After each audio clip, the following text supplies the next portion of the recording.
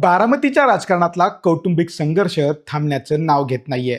2024च्या निवडणुकीची धामधूम सुरू असतानाच आता थेट 2029च्या विधानसभा निवडणुकीचे पडघम वाजू लागले आहेत. जय पवार, रोहित पवार आणि योगेंद्र पवार यांच्या विधानांनी बारामतीचं राजकीय वातावरण पुन्हा एकदा तापलंय. 2029ला पुन्हा एकदा पवार विरुद्ध पवार असा सामना पाहायला मिळणार का? पाहूया. बारामतीत मतदानाचा हक्क बजावल्यानंतर जय अजित पवार यांनी आगामी विधानसभा निवडणुकीबाबत मोठे संकेत दिले. 2029ला मी उमेदवार असावं अशी बारामतीकरांची इच्छा आहे असं विधान जय पवारांनी केलं. त्यांच्या या वक्तव्यावर आमदार रोहित पवार यांनी प्रतिक्रिया दिली. रोहित पवार म्हणाले की जर त्यांच्या पक्षाने निर्णय घेतला आणि सुनेत्रा काकी निवडणुकीला उभ्या राहणार नसतील तर जय पवार उमेदवार असू शकतात.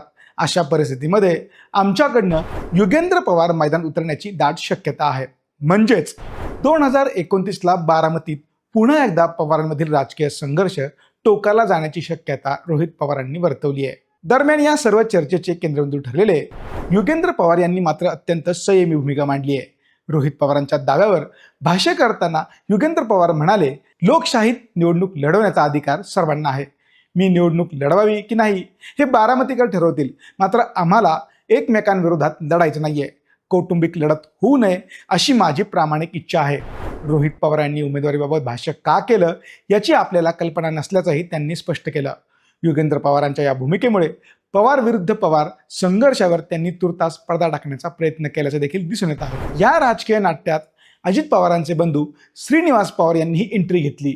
जय आणि रोहित या दोन्ही तरुणांची मतं वेगळी असू शकतात असं सांगताना त्यांनी एक जुनी आठवण करून दिली. श्रीनिवास पवार म्हणाले की अजितदादा म्हणायचे की जयने राजकारणात पडू नये, ते चांगले नाही, पण लोकांचा प्रतिसाद पाहून कदाचित त्याची इच्छा तयार झाली असेल. 2029ला सुनेत्रा वहिनी माघार घेतील आणि जय पवार रिंगणात येतील असं चित्र सध्या दिसत आहे.